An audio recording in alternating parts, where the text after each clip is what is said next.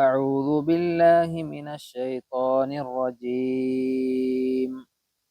بسم الله الرحمن الرحيم.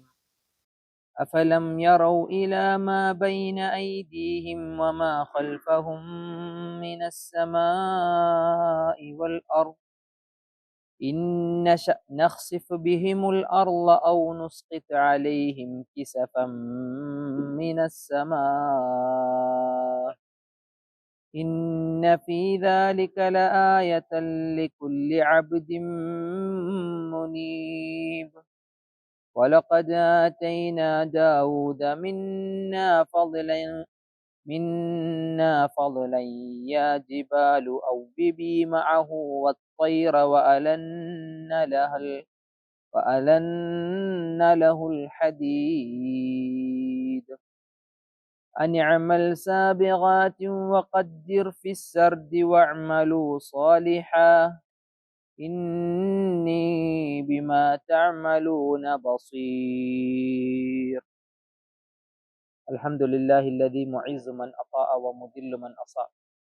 الصلاة والسلام على نبيه المصطفى وعلى آله وصحبه أجمعين. أما بعد. بارك الله لنا في القرآن الكريم. ഖുർആൻ പഠനത്തിൽ അള്ളാഹു നമുക്ക് എല്ലാവിധ ഖൈറും ബർക്കത്തും നൽകി അനുഗ്രഹിക്കുമാറാവട്ടെ.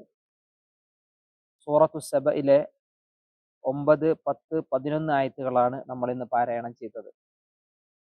സബ എന്ന് പറഞ്ഞാൽ നമുക്കറിയാം, ഒരു ഗോത്രവുമായി ബന്ധപ്പെട്ട, ഒരു നാട്ടുകാരുമായി ബന്ധപ്പെട്ടിട്ടുള്ള സുലൈമാൻ നബിയുടെ കാലഘട്ടത്തിലെ ഒരു ചരിത്രവുമായി അള്ളാഹു വളരെ വിശദമായി പറയുന്ന ഒരു ചരിത്ര സംഭവം ഈ ഒരു സൂറത്തിൽ ചില ഭാഗങ്ങൾ ചില ഏരിയയിൽ കടന്നു വരും. സവിസ്തരം ഈ സൂറത്തിൽ പറയപ്പെടുന്നതുകൊണ്ടാണ് സൂറത്ത് സബ എന്നൊരു പേര് ഈ സൂറത്തിന് വന്നത്. ഇവിടെ ദാവൂദ് നബി അലൈഹി സ്വലാത്തു വസ്സലാമയുടെ ചരിത്രത്തിലേക്ക് പ്രവേശിക്കുകയാണ്. ചരിത്രം അള്ളാഹു ഈ സൂറത്തിൽ പ്രതിപാദിക്കുന്നതിൻ്റെ ഒരു ആദ്യ ഭാഗത്തേക്കാണ് നമ്മൾ ഇന്നത്തെ ആയത്തുകളിലൂടെ കടന്നിട്ടുള്ളത്. കഴിഞ്ഞ ക്ലാസ്സിൽ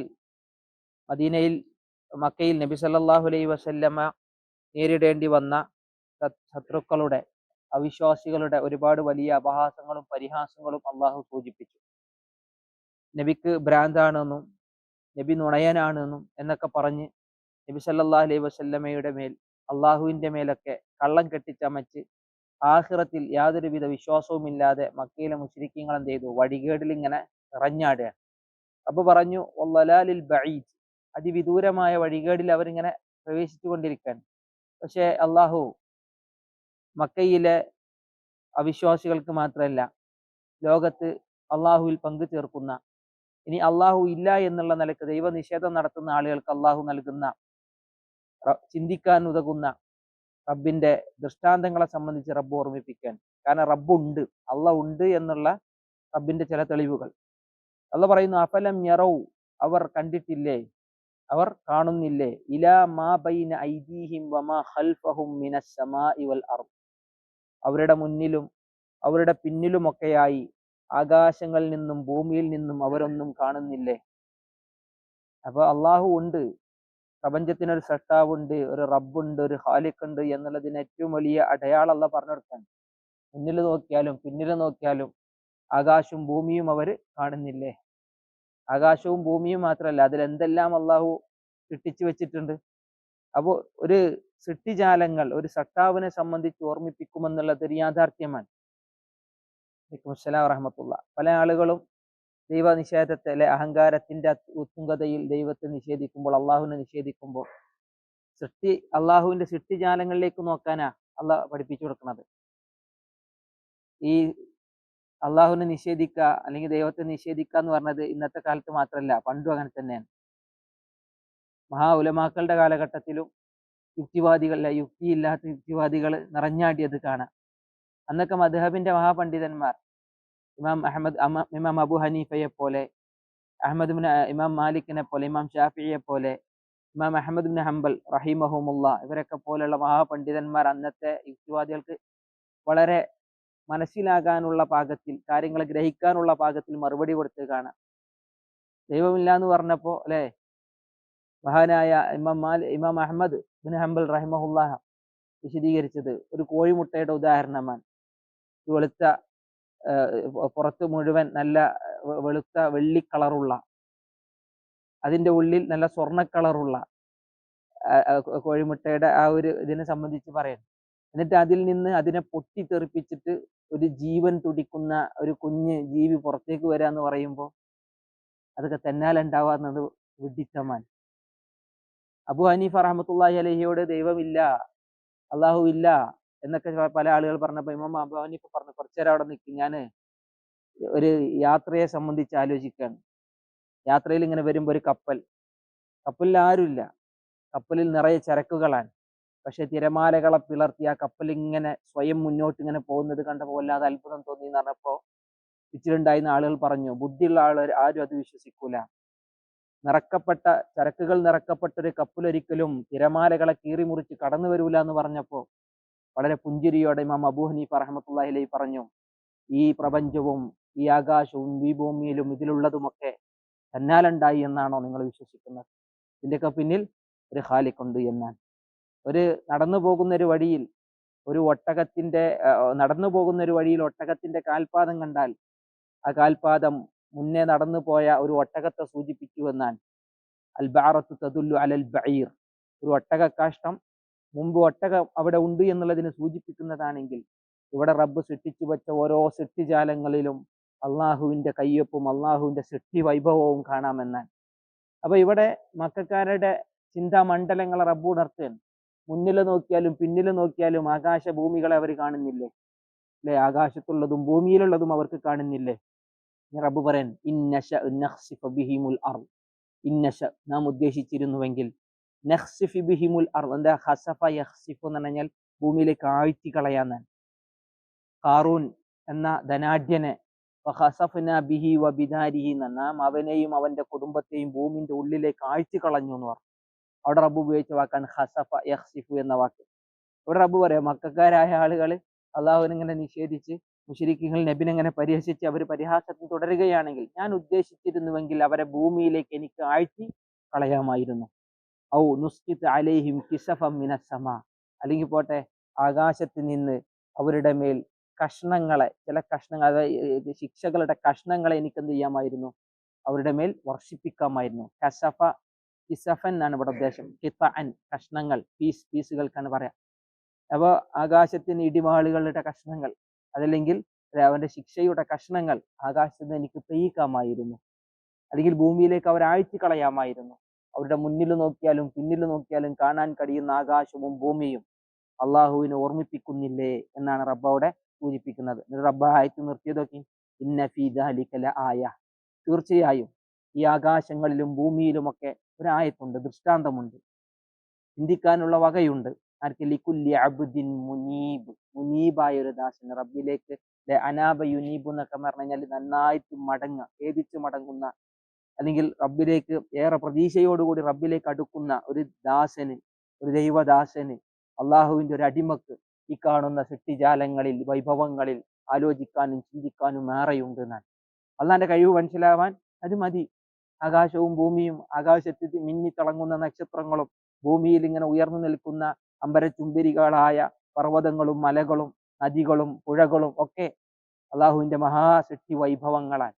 അപ്പൊ റബ്ബിനെ കാണാനും റബ്ബിന്റെ കഴിവ് തിരിച്ചറിയാനും അത് മതി എന്ന് റബ്ബ് സുബ്ഹാനഹു വ തആല പറയുമ്പോൾ വിശ്വാസികൾ അതിലൂടെ റബ്ബിന്റെ മുൽക്കിനെ, റബ്ബിന്റെ അധികാരത്തെ, റബ്ബിന്റെ റുബൂബിയത്തിനെ തിരിച്ചറിയാനാണ് റബ്ബ് അവിടെ ആവശ്യപ്പെട്ടത്. അതുകൊണ്ട് മക്കക്കാരോട് ഏകദേശം ആ ഒരു സംഭവങ്ങളെ പറഞ്ഞു. കാരണം നബി നുണയാണ് പറഞ്ഞത്, അള്ളാഹ് അവതരിപ്പിച്ചത് നുണയാണ് എന്നൊക്കെ പറഞ്ഞ ആളുകൾക്ക് റബ്ബ് കൊടുത്ത മറുപടി അതാണ്. ശരിക്കും മനുഷ്യന്മാരിൽ നമുക്ക് നമ്മുടെ ഈമാൻ യഖീനാവാൻ, ദൃഢമാവാൻ നമുക്ക് നമ്മളിലേക്ക് തന്നെ നോക്കിയാൽ മതി. മനുഷ്യ ശരീരത്തിലുള്ള ഓരോരോ സെൽസുകളും, മനുഷ്യ ശരീരത്തിന്റെ തൊലിപ്പുറങ്ങളും നഖങ്ങളും മുടിയും മനുഷ്യന്റെ ശരീരത്തിന്റെ ഓരോ അവയവങ്ങളും അള്ളാഹുവിന്റെ സൃഷ്ടി വൈഭവത്തെ ഓർമ്മിപ്പിക്കുന്നതാണ്. മഹാനായ ഇബ്രാഹിം നബി അലൈഹി സ്വലാത്തു വസ്സലാമക്ക് അള്ളാഹു ആകാശ ഭൂമികളുടെ സൃഷ്ടിപ്പിന്റെ രഹസ്യം കാണിച്ചു കൊടുത്തു എന്ന് പറഞ്ഞു.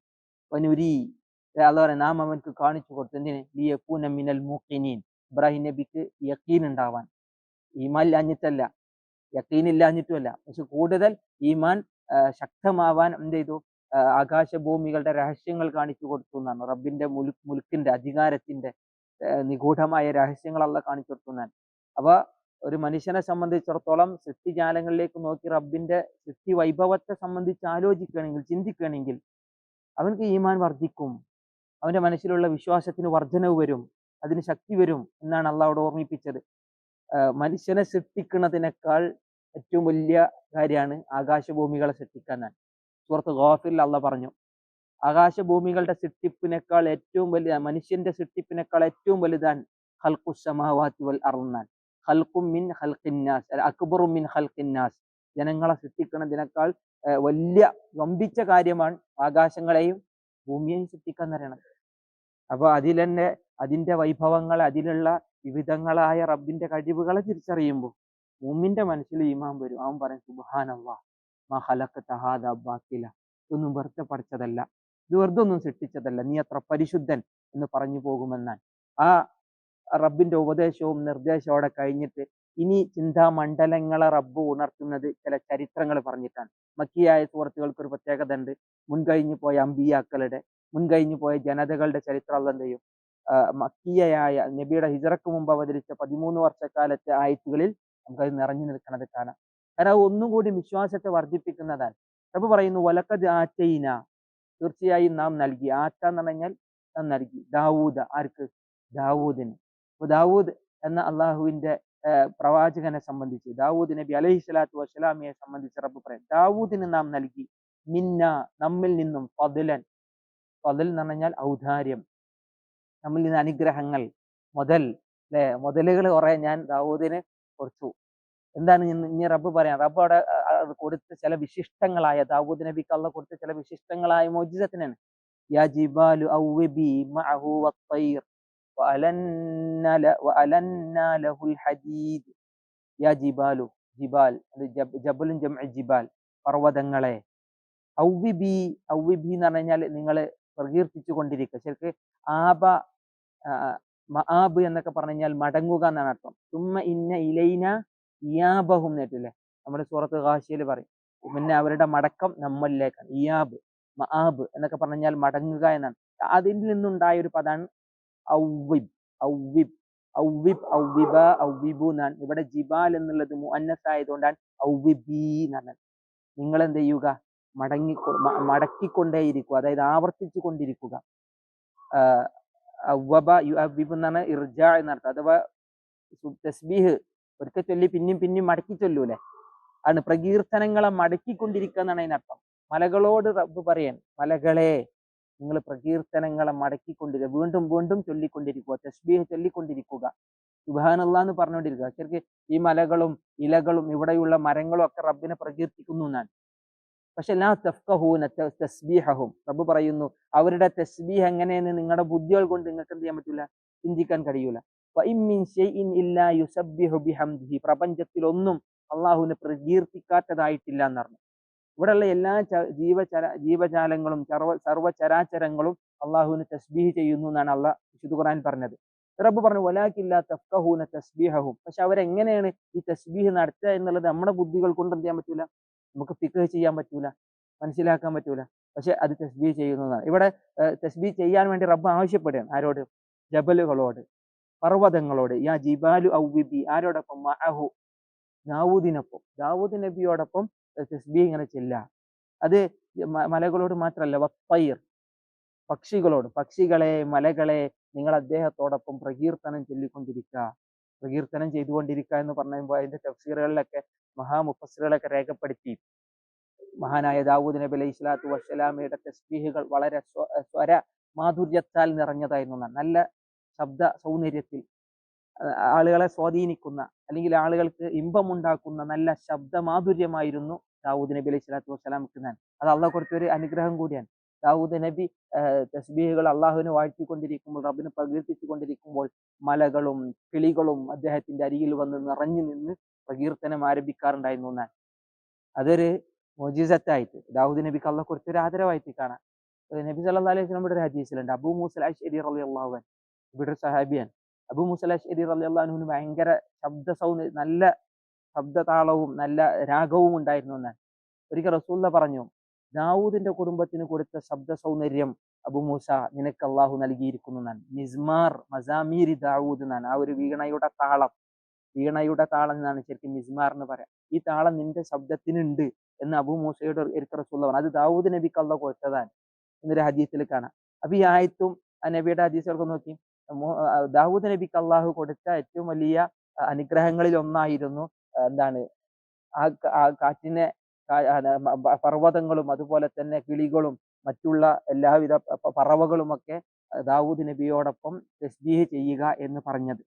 എന്നിട്ട് വേറെ കൊടുത്തൊരു അനുഗ്രഹം റബ്ബ് അധികാരം കൊടുത്തിട്ടുണ്ട് അല്ലെ, നുബുവത്ത് കൊടുത്തിട്ടുണ്ട്. അതൊക്കെ അള്ളാഹു കൊടുത്ത അനുഗ്രഹങ്ങളാണ്, നമുക്കൊക്കെ അറിയാവുന്നതാണ്. നബിയാണ്, രാജാവാണ് അല്ലെ. ഇത് അതിന് പുറമെ തസ്ബീഹ് ചെല്ലുമ്പോൾ കിളികളും അതുപോലെ തന്നെ പർവ്വതങ്ങളും ഒക്കെ അദ്ദേഹത്തോടൊപ്പം അള്ളാഹുവിനെ ഇങ്ങനെ വാഴ്ത്തിക്കൊണ്ടിരിക്കുക എന്നുള്ളതും ആ ശബ്ദ സൗന്ദര്യം റബ്ബ് കൊടുത്ത അനുഗ്രഹങ്ങളാണ്. ഇനി വേറെ ഒന്നും കൂടി, അലന്ന ലഹുൽ ഹദീദ്. അലന്ന അലന്ന അലന പ്ലസ് നഹ്നു, അലന്ന നാം ലയ്യിനാക്കി കൊടുത്തു, സോഫ്റ്റ് ആക്കി കൊടുത്തു. ലയ്യ് എന്ന് പറഞ്ഞാൽ വളരെ സോഫ്റ്റ് ആക്കി, ശരിക്കും കീഴ്പ്പെടുത്തി കൊടുത്തു എന്നർത്ഥം. ഇവിടെ എന്താണ്, ഭാരമായ ഒരു കാര്യത്തെ, ഹാർഡായ ഒന്നിനെ നിർമ്മലമാക്കി. എന്തിനെ? അൽ ഹദീദ്, ഇരുമ്പിനെ നാം അദ്ദേഹത്തിന് സോഫ്റ്റ് ആക്കി കൊടുത്തു, നിർമ്മലമാക്കി കൊടുത്തു, അല്ലെങ്കിൽ കീഴ്പ്പെടുത്തി കൊടുത്തു, അധീനപ്പെടുത്തി കൊടുത്തു. ഇവിടെ ഏറ്റവും നല്ല വാക്കർത്ഥം ലയ്യിനാക്കി എന്നാണ്, വളരെ മൃദുലമാക്കി കൊടുത്തു. അത് ചില മുഫസ്സിറുകളൊക്കെ പറഞ്ഞ് ദാവൂദ് നബി അലൈഹി സ്വലാത്തു വസ്സലാമക്ക് ഇരുമ്പുകൾ കൊണ്ട് ഈ വാളുകളും അതുപോലെ തന്നെ മറ്റുള്ള യുദ്ധ സാമഗ്രികളും ഉണ്ടാക്കാൻ പാകത്തിൽ അള്ളാഹു എന്ത് ചെയ്തു? ഇരുമ്പിനെ നിർമ്മലമാക്കി കൊടുത്തു എന്നാണ്. ചില യുക്തിവാദികളൊക്കെ അതിന് ചിലപ്പോഴും അതിനെ വളരെ വിമർശിച്ചുകൊണ്ട് പറയാറുണ്ട്, അത്ര നിർമ്മലമായ ഒരു സാധനം കൊണ്ട് പിന്നെ എങ്ങനെ വാളുണ്ടാക്കാം? ആ വാളിന് അതിൻ്റെതായ ശക്തിയും അതിൻ്റെതായ കട്ടിയും ഉണ്ടാവില്ലല്ലോ. പക്ഷെ ഇരുമ്പുമായി പണിയെടുക്കുന്ന ആളുകൾക്കറിയാലോ, അതിനിങ്ങനെ ഊതിക്കാച്ചി അതിനെ ചൂടാക്കുന്ന സമയത്ത് ഉണ്ടാവുന്ന നൈർമല്യത അല്ല അതിനെ കുറച്ചുകൂടി കഴിഞ്ഞ് സമയം കാത്തു വെച്ച് കഴിഞ്ഞാൽ ഉണ്ടാവും. അത് കൂടുതൽ ശക്തി പ്രാപിക്കുകയാണ് ചെയ്യുക, കൂടുതൽ കട്ടിയാവുകയാണ് ചെയ്യാൻ. എന്നാൽ ഇന്നത്തെ കാലഘട്ടത്തിൽ മെഷീനറികൾ കൊണ്ട് ഇരുമ്പുകളെ പാകപ്പെടുത്തി അല്ലെങ്കിൽ അതിനെ നിർമ്മലമാക്കുന്നതിനേക്കാൾ അതിനും അപ്പുറത്ത് ഏറ്റവും വളരെ എളുപ്പത്തിൽ ദാവൂദ് നബി അലൈഹി സ്വലാത്തു വസ്സലാമക്ക് ഇരുമ്പിനെ അള്ളാഹു കീഴ്പ്പെടുത്തി കൊടുത്തു എന്നാണ് മോജിസത്തായി നമ്മൾ അതിനെ മനസ്സിലാക്കേണ്ടത്. ഇന്നിപ്പോ മെഷീനറികൾ കൊണ്ട് പലതും ചെയ്യും, പക്ഷെ ഇതിന്റെയും അപ്പുറത്താണ് ദാവൂദ് നബിക്ക് അള്ളാഹു കൊടുത്ത ഇരുമ്പിനെ ലയ്യിനാക്കാനുള്ള മോജിസത്ത്. അത് ആ രീതിയിൽ തന്നെയല്ലേ മുഅ്മിനീങ്ങൾ വിശ്വസിച്ച് പോരാ. അപ്പൊ ഇന്നത്തെ മെഷീനറികളിലുള്ള ഇന്നത്തെ മെഷീനറികൾ ഉണ്ടല്ലോ എന്ന് പരിധി ദാവൂദ് നബിയുടെ മോജിസത്ത് കുറഞ്ഞു പോകില്ല. ഇതിനും അപ്പുറത്താണ് അള്ളാഹ് എന്ത് ചെയ്തത്? ദാവൂദ് നബിക്ക് അതിൽ കൊടുത്തിട്ടുള്ളത്. ആ വിശ്വാസമാണ് മുഫസ്സിറുകളെ മുഴുവൻ, വിശ്വാസി ലോകത്തെ മുഴുവൻ പഠിപ്പിക്കുന്നത്. നമ്മൾ അങ്ങനെയാണ് അതിനെ വിശ്വസിച്ച് പറയാം. അല്ലെങ്കിൽ ആ മോജിസത്തിന് എന്തില്ല അല്ലെ, ആ പറയുന്നതിൽ ഒരു ഗൗരവമില്ല. അപ്പൊ ഏത് കാലത്തും കാല ദേശ ഭാഷ ഏതൊരു വ്യത്യാസവും ഇല്ലാത്ത രൂപത്തിൽ അള്ളാഹു എന്ത് ചെയ്തിട്ടുണ്ട്? ദാവൂദ് നബിക്ക് ഹദീദിനെ അധീനപ്പെടുത്തി കൊടുത്തിട്ടുണ്ട് എന്നുള്ള വിശ്വാസമാണ് മുഅ്മിനീങ്ങൾക്ക് ഉണ്ടാകുക. കാരണം അള്ളാഹ് പറഞ്ഞതാണ് അലന്ന ലഹുൽ ഹദീദ് അല്ലെ, വമൻ അസ്ദഖു മിനല്ലാഹി ഹദീസ, അള്ളാഹിനോളം സത്യം പറയുന്നവൻ ആരുണ്ട് എന്ന് അള്ളാഹു സുബ്ഹാനഹു വതആല പറഞ്ഞു. ഇനി വേറെ ഈ ഇരുമ്പിനെ അധീനപ്പെടുത്തി കൊടുത്തതിനെ പറ്റി പറഞ്ഞിട്ടാണ് നമ്മൾ ആയത്ത് അവസാനിപ്പിക്കുന്നത്. അനിഅമൽ, അനിഅമൽ അള്ളാഹ് കൊടുത്ത നിർദ്ദേശം, അനിഅമൽ നീ ജോലി ചെയ്യുക, സാബിഗാത്തിൻ, സാബിഗാത്ത് എന്ന് പറഞ്ഞാൽ എന്താണ്, കവചങ്ങൾക്കാണ് ഉപയോഗിക്കുക, ശരീരം മുഴുവൻ മറക്കുന്ന. ഇസ്ബാഹുൽ വുളു ഹദീസിലേക്കാണ്, നമ്മൾ വുളു ഉണ്ടാക്കുമ്പോൾ മുഴുവൻ ശരീരത്തെ മുഴുവൻ എന്ത് ചെയ്യുക, പറഞ്ഞ ഭാഗങ്ങൾ മുഴുവൻ കയറ്റി ചെയ്യുക, പൂർണ്ണമായിട്ട് വുളു എടുക്കുന്നതിനെ പറ്റി പറയും. ഇവിടെ അതേ വാക്കാണ്, ഇസ്ബാഗ് എന്ന അതേ വാക്കാണ് സാബിഗ്. സാബിഗത്ത് എന്ന് മൂടിയത് എന്നാണ് അർത്ഥം. ഇവരുടെ ശരീരത്തിന്റെ കവചങ്ങൾ, രക്ഷാ കവചങ്ങൾ, ദിറഇല്ലേ, പടച്ചട്ടകൾ ഉണ്ടല്ലോ, യഥാർത്ഥത്തിൽ അവിടെ ഉദ്ദേശിക്കുക പടച്ചട്ട, യുദ്ധത്തിൽ ഇവർ ഉപയോഗിക്കുന്ന പടച്ചട്ട. പണ്ട് ഇവർ യുദ്ധങ്ങളിൽ ഉപയോഗിച്ചിരുന്ന പടച്ചട്ടകൾ ഏറെ ഭാരമേറിയതും ഉടുക്കാൻ ധരിക്കാൻ പ്രയാസമുള്ളതുമായിരുന്നു. ഇവിടെ അള്ളാഹ് കൽപ്പന കൊടുക്കാൻ, ഇരുമ്പുകൾ കൊണ്ട് ഈ പടച്ചട്ടകൾ പണിയുക. വഖദ്ദിർ ഫിസ്സർദ്, അതിന്റെ ഓരോ കണ്ണികൾക്കും ഓരോ അളവുകൾ എന്ത് ചെയ്യുക, ഇതിനിങ്ങനെ കള്ളിയായി ഓരോരോ കണ്ണികളായി മടഞ്ഞുണ്ടാക്കുന്ന തരത്തിൽ ഇരുമ്പിന് അള്ളാഹ് അധീനപ്പെടുത്തി കൊടുത്തു. അതുകൊണ്ട് തന്നെ അങ്ങനെ മടഞ്ഞ് നീ എന്ത് ചെയ്യണം, യുദ്ധങ്ങൾക്ക് വേണ്ട സാമഗ്രികൾ, അതിൽ പ്രത്യേകിച്ച് വിശിഷ്യ ഈ ഒരു രക്ഷാ കവചങ്ങളെ നീ ഉണ്ടാക്കിയെടുക്കണം, അതിൽ നീ ജോലി ചെയ്യണം എന്ന് ദാവൂദ് നബി അലൈഹി സ്വലാത്തു വസ്സലാമക്ക് അള്ളാഹ് കൊടുത്ത കൽപ്പന. അത് അള്ളാഹ് എളുപ്പമാക്കി കൊടുക്കുകയും ചെയ്തു.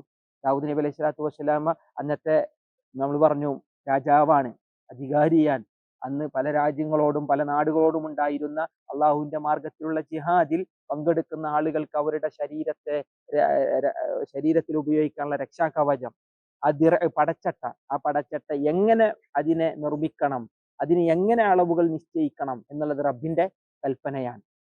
ആ ഒരു ഭാഗത്തിൽ അദ്ദേഹം അത് നിർവഹിച്ചതായും തഫ്സീറുകളിൽ എന്ത് ചെയ്യാം കാണാൻ കഴിയും. എന്നിട്ട് പറയും വഅമലു സ്വാലിഹ. ഇനി ഇതിനൊക്കെ ഇത്രയും അനുഗ്രഹങ്ങളൊക്കെ ചെയ്ത് കഴിഞ്ഞാലും നമ്മൾ ചെയ്യേണ്ട ഒരു ഭാഗ്യം കൂടി അള്ളാഹുവോട് ഓർമ്മിപ്പിക്കാം. വഅമലു സ്വാലിഹ, സൽക്കർമ്മം ചെയ്യണം. അത് നന്ദിയാണ്. എന്ത് അനുഗ്രഹം ജീവിതത്തിൽ കിട്ടിയാലും എന്ത് മഹാ അത്ഭുതങ്ങൾ ജീവിതത്തിൽ ഉണ്ടായാലും നമ്മൾ അതിന് നന്ദി ചെയ്യൽ സൽക്കർമ്മം ചെയ്തുകൊണ്ടാണ്. റബ്ബ് പറയുന്നു വഅമലു സ്വാലിഹ, നിങ്ങൾ സൽക്കർമ്മം ചെയ്യുക. ഇന്നി ബിമാ തഅമലൂന ബസീർ, നിങ്ങൾ എന്താണോ പ്രവർത്തിക്കുന്നത് അതിനെപ്പറ്റി ഞാൻ തീർച്ചയായും കണ്ടറിയുന്നവനാണ്. ഞാൻ ബസീറാണ്. അള്ളാഹു പറയുന്നു നിങ്ങൾ ചെയ്യുന്നതിനെ പറ്റി ഞാൻ കണ്ടറിയുന്നവനാണ്. ഇവിടെ ഈ ആയത്തിൽ ദാവൂദ് നബി അലൈഹി സ്വലാത്തു വസ്സലാമയെയും ദാവൂദ് നബിക്ക് കൊടുത്ത അള്ളാഹുവിന്റെ മോചിതത്തിനെയും സംബന്ധിച്ചാണ് പരാമർശിച്ചതെങ്കിലും നമുക്കിവിടെ ചെയ്യാനുള്ള അമൽ എന്താ? ഇതിനെങ്ങനെ വിശ്വസിക്കുക? ദാവൂദ് നബിക്ക് അള്ളാഹു കൊടുത്ത മോചിതത്തിൽ വിശ്വസിക്കുക. മാത്രവുമല്ല ജീവിതത്തിൽ എന്ത് അനുഗ്രഹങ്ങൾ വന്നാലും സൽക്കർമ്മങ്ങൾ ചെയ്യുക. അത് ഈ ആയത്തിൽ നമുക്ക് പഠിക്കാനുള്ള ഒരു പാഠം കൂടിയാണ്, അമലാക്കാനുള്ള ഒരു പ്രവർത്തനം കൂടിയാണ്.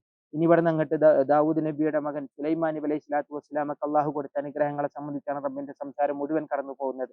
അവിടെ നിന്ന് അങ്ങോട്ട് സബഇന്റെ ചരിത്രങ്ങളെ റബ്ബ് വളരെ വിശാലമായി ഈ സൂറത്തിൽ എന്ത് ചെയ്യുന്നു, പ്രതിപാദിക്കുന്നു. അള്ളാഹു ഖുർആൻ നന്നായി ഓതുന്നവരിൽ നമ്മൾ ഉൾപ്പെടുത്തട്ടെ.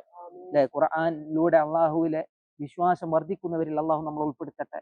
ഈ പ്രപഞ്ചത്തിൽ അള്ളാഹു ഒരുക്കി വെച്ച മഹാറബ്ബിന്റെ സൃഷ്ടി വൈഭവങ്ങളെ കാണാനും അതിനെക്കുറിച്ച് ആലോചിക്കാനും അതിൽ ചിന്തിക്കാനും അതിലൂടെ വിശ്വാസങ്ങൾക്ക് ശക്തി നിറക്കാനും അള്ളാഹു നമുക്ക് തൗഫീഖ് നൽകി അനുഗ്രഹിക്കുമാറാവട്ടെ. അള്ളാഹു ഈമാൻ പുതുക്കുന്നവരിൽ നമ്മൾ ഉൾപ്പെടുത്തട്ടെ.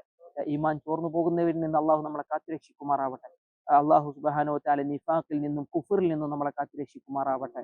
ഒരുപാട് ആളുകൾ അറിവില്ലായ്മകൾ കൊണ്ട് ദൈവനിഷേധങ്ങളിലേക്കും അള്ളാഹു പഠിപ്പിച്ചു തന്ന അള്ളാഹുവിന്റെ കഴിവുകളെ തിരിച്ചറിയാത്ത രൂപത്തിലുള്ള പ്രവർത്തനങ്ങളിലേക്കും നീങ്ങുമ്പോൾ ഏറ്റവും നല്ല രൂപത്തിൽ അള്ളാഹുവിന്റെ കലാമിൽ നിന്ന് അള്ളാഹുവിനെ തിരിച്ചറിയാനും അള്ളാഹുലേക്ക് അടുക്കാനും അള്ളാഹു നമുക്ക് തൗഫീഖ് ചെയ്യുമാറാവട്ടെ. അള്ളാഹുവെ രാവും പകലും ഖുർആൻ ഓതുന്നവരിൽ റബ്ബെ നീ ഞങ്ങൾ ഉൾപ്പെടുത്തണേ. അറിവില്ലായ്മകൾ കൊണ്ട് ജീവിതത്തിൽ വന്നു പോകുന്ന തിന്മകൾ വെട്ടുപുറത്ത് മാപ്പാക്കി തരണേ. വലുതും ചെറുതുമായ രഹസ്യവും പരസ്യവുമായ തിന്മകളെ റബ്ബെ നീ വിട്ടുപുറത്ത് മാപ്പാക്കി തരണേ. അള്ളാഹുവെ ഈ ഖുർആൻ പഠനത്തിൽ എല്ലാവിധ ഐശ്വര്യവും റബ്ബെ നീ ഞങ്ങൾക്ക് പ്രദാനം ചെയ്യണം. ഇതുകൊണ്ടുണ്ടാവുന്ന എല്ലാ നേട്ടങ്ങൾക്കും റബ്ബെ നീ ആ ഒരു സൗഭാഗ്യത്തിൽ ഞങ്ങൾ ഉൾപ്പെടുത്തണം. ഞങ്ങളുടെ മാതാപിതാക്കൾ, ഞങ്ങളുടെ ഇണകൾ, ഞങ്ങളുടെ മക്കൾ എല്ലാറ്റിലും റബ്ബെ നീ കൺകുളിർമ പ്രദാനം ചെയ്യണം. അവർക്കൊക്കെ ആഫിയത്തും ദീർഘായുസും റബ്ബെ നീ പ്രദാനം ചെയ്യണം. അവരുടെ ജീവിതത്തെ തിന്മകൾ വിട്ടുപുറത്ത് മാപ്പാക്കി കൊടുക്കണം. അള്ളാഹു നീ നന്നായി പഠിക്കാനും അത് ജീവിതത്തിൽ പ്രാവർത്തികമാക്കാനും റബ്ബെ നീ തൗഫീഖ് നൽകണം. അള്ളാഹുവെ ഞങ്ങളുടെ കൂട്ടത്തിൽ പല പ്രയാസങ്ങളുള്ള ആളുകൾ അള്ളാഹു അവരുടെ പ്രയാസങ്ങൾ മാറ്റി കൊടുക്കണം. മാനസികമായും ശാരീരികമായും സാമ്പത്തികമായും ബുദ്ധിമുട്ടുന്ന ഒരുപാട് ആളുകൾ അള്ളാഹുവെ അവിടെ ഓരോ പോരായ്മകളിൽ റബ്ബെ നീ അവർക്ക് ഏറ്റവും നല്ലൊരു മാർഗം കാണിച്ചു കൊടുക്കണേ. اللهم ربنا آتنا في الدنيا حسنة وفي الآخرة حسنة وقنا عذاب النار. ربنا هب لنا من أزواجنا وذرياتنا قرة أعين واجعلنا للمتقين إماما. ربنا تقبل منا إنك أنت السميع العليم وتب علينا إنك أنت التواب الرحيم. آمين آمين برحمتك يا أرحم الراحمين. وصلى الله على نبينا محمد وعلى آله وصحبه وسلم تسليما كثيرا. السلام عليكم ورحمة الله.